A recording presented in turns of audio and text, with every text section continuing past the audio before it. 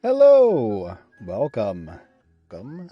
Sunday night, Monday morning, Monday afternoon. It's a time zone for you. At 2:40 a.m., I kicked open the motel door. My fiancé was on top of him, screaming my name. Then he lunged at me. The phone buzzed twice on the nightstand before I even opened my eyes. It wasn't a normal time for anyone to be contacting me. 2 a.m. is when most messages mean one of two things: someone's dead, or someone's dirty secret is about to crawl out into the open. Half asleep, I grabbed it and saw a single notification, an unknown number with an address and 3 words underneath. She's here now. I sat up. My fiancée, Lily, had told me she was staying at her friend's place. A girl's night, she called it. That was her story, but the pit in my stomach told me different. For weeks, things had been off. Her phone flipped face down on the table. Excuses about late work meetings, sudden errands after dinner. Every time I tried to connect the dots, she laughed it off or turned it back on me, saying I was becoming paranoid. Still, the gnawing unease never left. That text wasn't something I could ignore. My first thought was prank. But then I opened the Maps app and typed in the address. It wasn't her friend's neighborhood, not even close. It was a stretch of highway on the edge of town, a rundown place with gas stations and neon-lit motels where truckers and couples who didn't want to be seen went to hide. I pulled on jeans, grabbed my keys, and drove without thinking too hard. The road was empty except for the occasional 18-wheeler barreling by. The longer I drove, the clearer it became. Whatever I was about to see would rip my life open, and there would be no stitching it back together. The motel came into view, a flickering sign buzzing in the dark: Starline Inn, weekly rates. A handful of cars were parked in uneven rows, their windshields fogged. I checked the message again. The number gave me a specific room, 12B. My chest tightened as I pulled into a space 3 doors down. I sat there for a full minute, engine off, staring at the row of doors. The curtains in most rooms were shut tight, but one on the far end glowed faintly with a television's blue light. Room 12B was near the center. I scanned the parking lot, searching for her car, and there it was, parked crooked, like she'd been too distracted to line it up. The sight of it was worse than the message. It confirmed everything in one blow. I got out, slammed the door quietly, and walked toward 12B. The night air carried a faint chemical tang of detergent mixed with stale cigarettes. I passed one man smoking outside his door, who gave me a wary glance. My fists clenched, nails cutting into my palms. Every step closer, the buzzing in my head grew louder. At 2:40 a.m., I stopped at the door of 12B. My knuckles hovered above it. For a second, I wondered if I should wait, gather more proof, maybe call someone. But the thought vanished as quickly as it came. Proof wasn't what I needed. I needed the truth to hit me in the face, no sugarcoating, no room for excuses. I kicked the door open. The chain snapped off instantly, the sound echoing down the corridor. Inside, the room stank of sweat and cheap perfume. Lily was there, exactly where I'd feared she would be, on top of a man I'd never seen before. Her hair stuck to her face, her voice shrill as she screamed my name, not out of love, but out of sheer panic. Time slowed for a second. My vision tunneled on the scene. The guy underneath her didn't freeze the way she did. He lunged at me like a cornered animal, half-dressed, wild-eyed. The impact knocked me back a step, and we crashed into the dresser, sending a lamp crashing to the floor. He swung first. A wild punch that grazed my jaw. I retaliated with a shove that sent him stumbling into the bed frame. Lily scrambled off, clutching the sheet to her chest, babbling words I couldn't process. The man charged again, fists flying, but this time I ducked and drove him into the wall. The drywall cracked with a hollow thud. The fight was messy, clumsy, but full of rage. He clawed at my face. I slammed him onto the carpet. He tried to choke me. I smashed his arm against the edge of the nightstand until he howled. Somewhere in the chaos, Lily screamed at both of us to stop, her voice hoarse and terrified. Then, distant at first, I heard sirens. Somebody in the motel must have called it in. I staggered to my feet, breathing hard, knuckles throbbing, shirt ripped. The guy was curled on the floor, wheezing but glaring at me like he'd kill me if he could stand. Lily tried to crawl toward me, pleading with her eyes, saying I'd misunderstood, that it wasn't what it looked like. The words were useless, and we both knew it. The flashing lights grew closer, red and blue seeping through the thin curtains. I wasn't about to stand there and be handcuffed next to her lover. I backed toward the door, every muscle burning with adrenaline. On my way out, I spotted the motel desk clerk peeking out from his office. He looked me up and down, then glanced toward the chaos inside the room. Before I left, I muttered a single sentence and slid a folded bill into his hand. He nodded. A silent transaction, one that would matter later when the story needed to be told. I slipped into my car just as the patrol cars pulled in, their sirens cutting off. My heart hammered as I turned the ignition and pulled out, headlights slicing the night. Behind me, officers rushed toward the rooms. I drove until the motel disappeared in the rearview mirror, until the adrenaline began to fade and the weight of what I'd seen settled in. At home, I locked the door and sat in the dark, trying to catch my breath. My phone lit up over and over, her name filling the screen. Dozens of missed calls, text after text. She begged me to answer, swore it was a mistake, pleaded for me to meet her somewhere private to talk. I turned the screen face down on the table. The silence in my apartment was deafening. I didn't sleep. Instead, I thought about that anonymous message, the timing, the precision of the address. Whoever sent it wanted me to see. And if they knew enough to track her down to that room, they knew more. This wasn't just infidelity, it was a trail. One I was about to follow, no matter how ugly it got. By dawn, I wasn't the same man who'd left the apartment hours earlier. The foundation of my life had collapsed in a motel room, and beneath the rubble was something colder. Rage, yes, but also a sharp clarity. She hadn't just betrayed me, she'd underestimated me. And now I was going to unravel every secret she thought she could hide.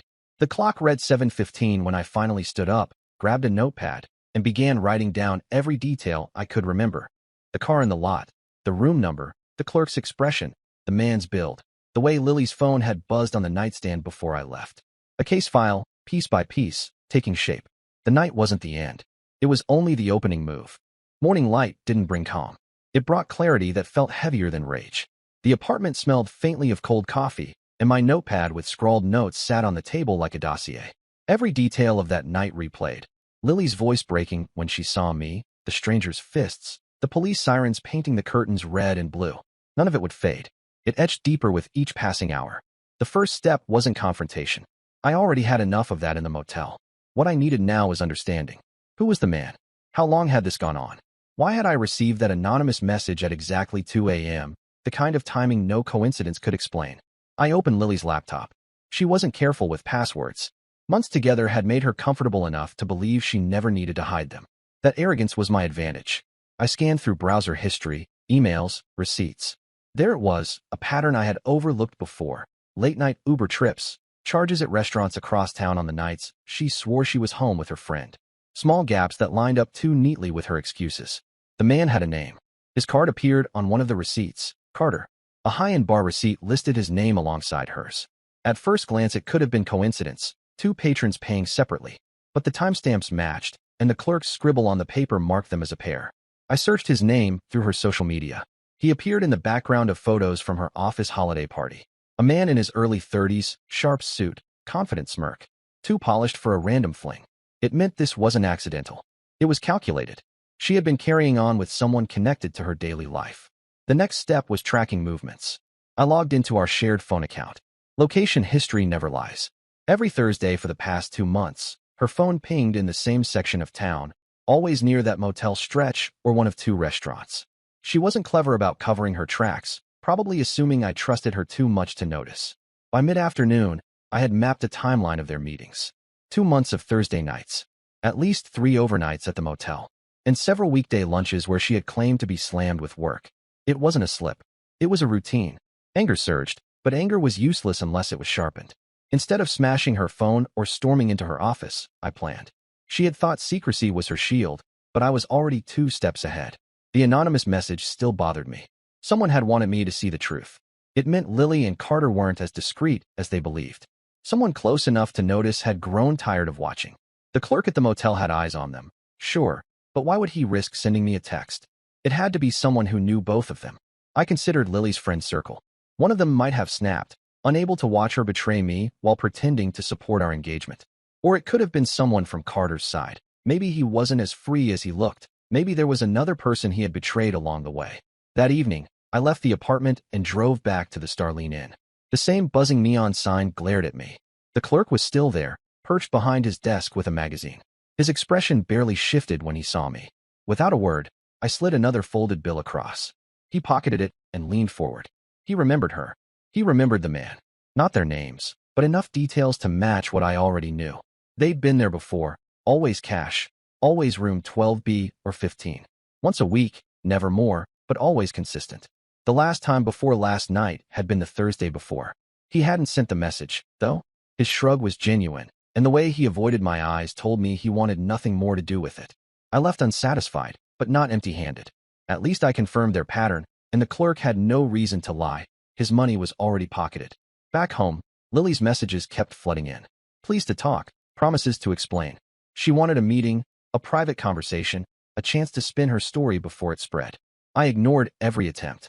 Silence was louder than any confrontation. Instead, I dug deeper. Carter's name led me through corporate directories. He wasn't just a coworker. He was her direct superior.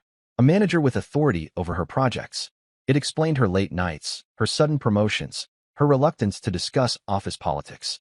She had built her career on proximity to him, all while using me as her steady fallback. The hypocrisy tasted bitter, but it also revealed leverage.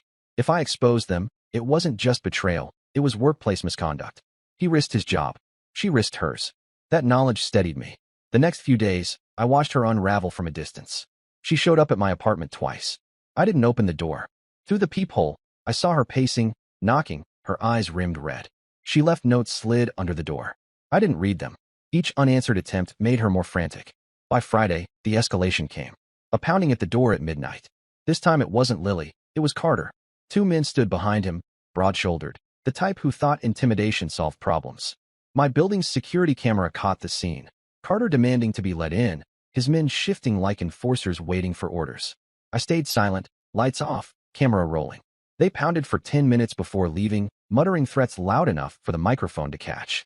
It was sloppy, reckless, and exactly the kind of ammunition I needed. I spent the rest of the night reviewing the footage. Carter's arrogance had given me more than enough to work with. This wasn't a simple affair anymore. It was a game of power, and he'd overplayed his hand. Saturday, I made copies of everything. Receipts, location history, camera footage of their threats, screenshots of Lily's texts. A digital folder grew thicker by the hour. I wasn't just documenting, I was building a case. Lily must have felt the walls closing in, because she tried another angle. Mutual friends reached out, claiming she was distraught, that I owed her a chance to explain. I declined every request. She wasn't seeking forgiveness. She was seeking control of the narrative. If I gave her that, she would twist it until I was painted as the unstable fiancé who snapped over nothing. By Sunday, I saw the first crack in Carter's confidence. His social media account went dark. His presence at Lily's side vanished from photos. Something in his world had shifted. Whether it was workplace pressure or rumors starting to spread, I couldn't tell yet. But it meant he was vulnerable. I decided to test it. An anonymous email, sent from a burner account, containing one screenshot from the security camera footage. Nothing else. No threats, no demands, just a taste of what I had. I tracked the email. Within an hour, Carter opened it 6 times. He didn't respond, but he didn't need to. His silence was confirmation enough. He was rattled. The next morning, Lily's office called my number by mistake. A clipped voicemail from HR left on the line, asking Carter to schedule a meeting regarding a concern. I saved it instantly. The spiral had begun. But the biggest twist came Tuesday night. Another anonymous message, same unknown number as before. This time it wasn't an address. It was a warning. Be careful. He's desperate now. The chill ran deeper than the first text. Whoever this ghost was, they weren't finished. They had eyes on Carter and Lily even when I wasn't watching. Someone else wanted him to burn just as much as I did.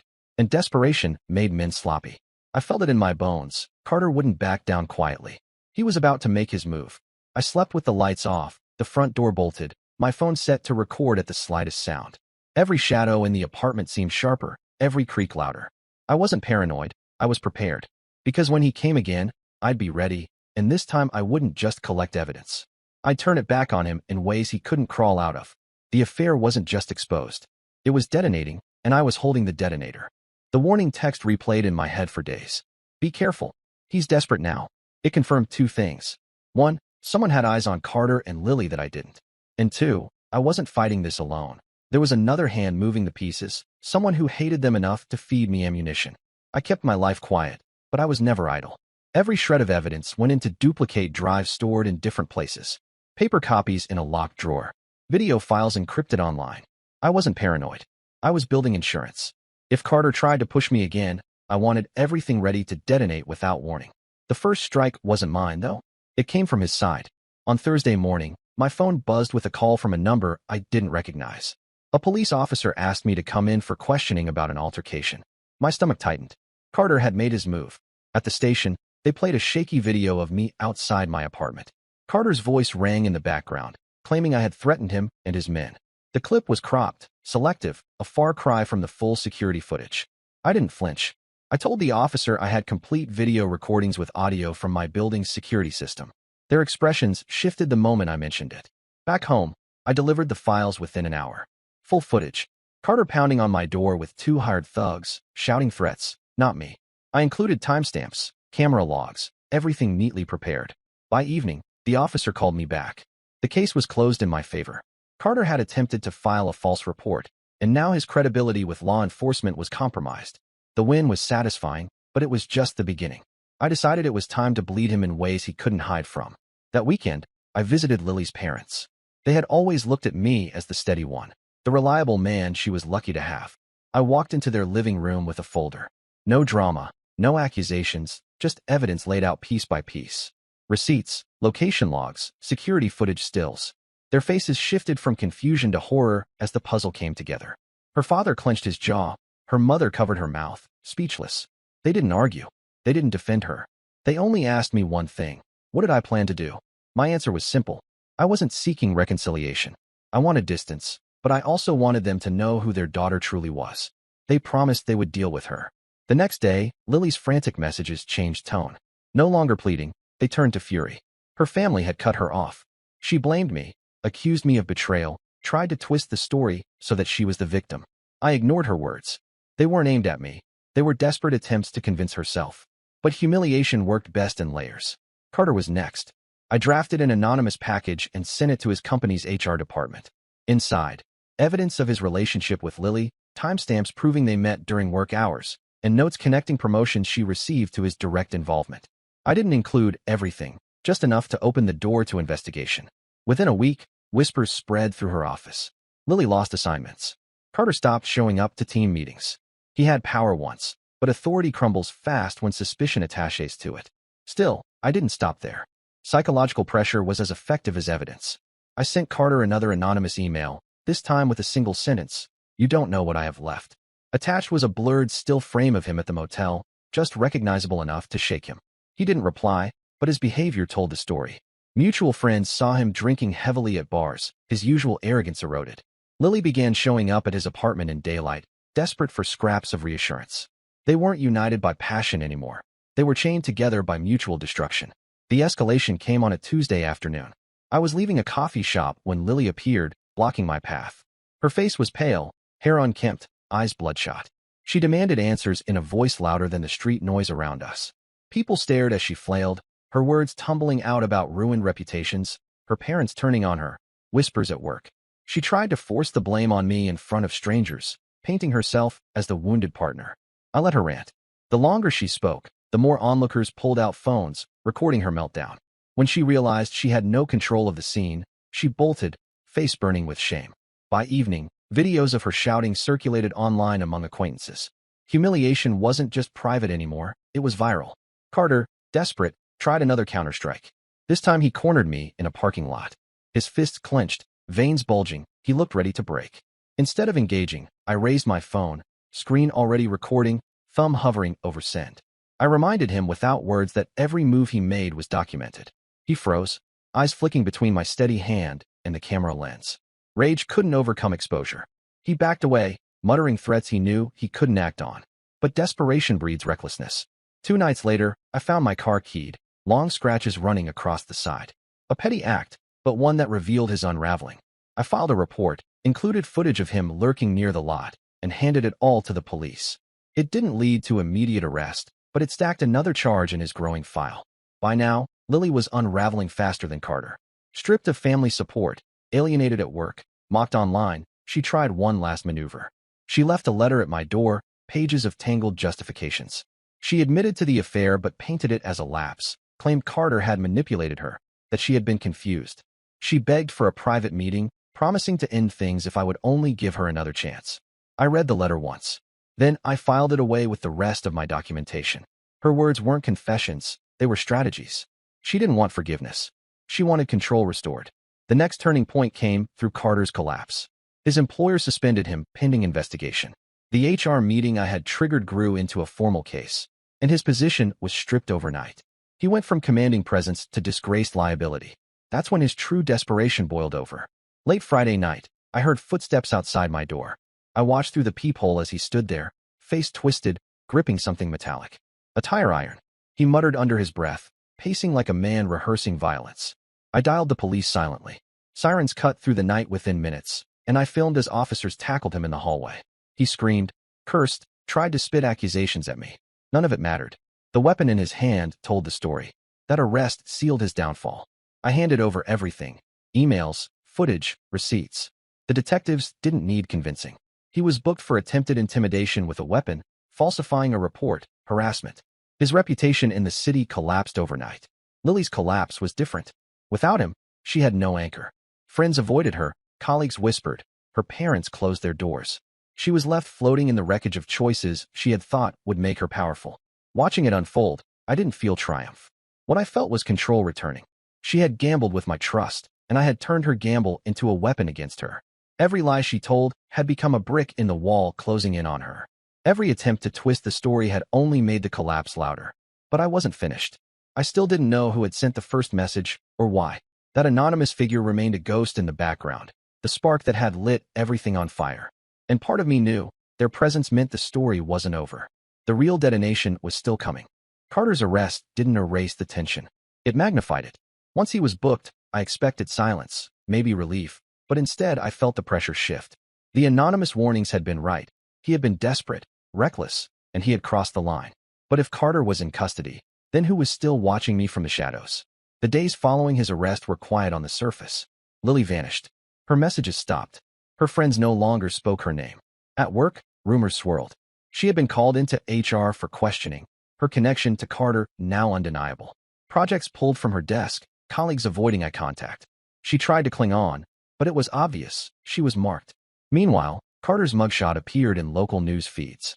Articles didn't name Lily directly, but the mention of a workplace relationship was enough for whispers to spread. His suspension became termination. Legal charges piled higher when investigators connected his vandalism to other petty acts in the area. His fall was brutal and public. I thought the story might fade there. A fiancé's betrayal, a manager's collapse, justice delivered neatly. But real life doesn't close with clean edges. Loose threads demanded pulling, and I couldn't resist. The anonymous messages still gnawed at me. Someone had guided me to that motel at exactly 2 a.m. Someone had warned me when Carter grew dangerous. Without that hand, I might have discovered the betrayal too late or walked blindly into violence. I needed to know who it was and why. I bought another burner phone and texted the unknown number back. A simple message, "Who are you?" The reply came within minutes. "Not your enemy." That wasn't enough. I sent another, "Then why send me?" The answer cut deeper than expected. "Because he did the same to me."